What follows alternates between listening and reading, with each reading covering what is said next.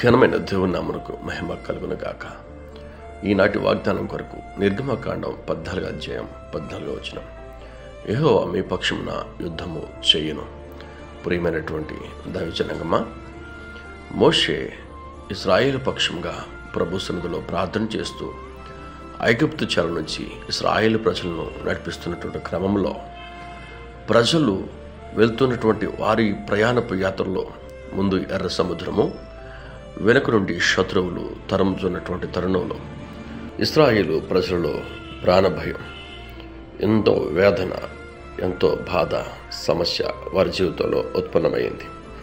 ప్రియమైనటువంటి వార్లారా, సర్వోన్నతమైనటువంటి దేవుడు మన పక్షమై యుద్ధం చేస్తాడని దేవుని మాట సెలవిస్తూ ఉంది. ముందు ఎర్ర సముద్రం ఎదురొచ్చింది, వెనక వైపు ఫరో సైన్యము వెంటాడుతూ వస్తూ ఉంది. ప్రతికూల పరిస్థితులు, ఇబ్బందికరమైన పరిస్థితులు వారి జీవితాలను తలక్రిందులుగా చేస్తున్నాయి. అయినప్పటికీ కూడా దేవుడు వారిని విడిచిపెట్టలేదు. ఇశ్రాయేలు ప్రజలను సమస్యలోనే వారిని విడిచిపెట్టలేదు.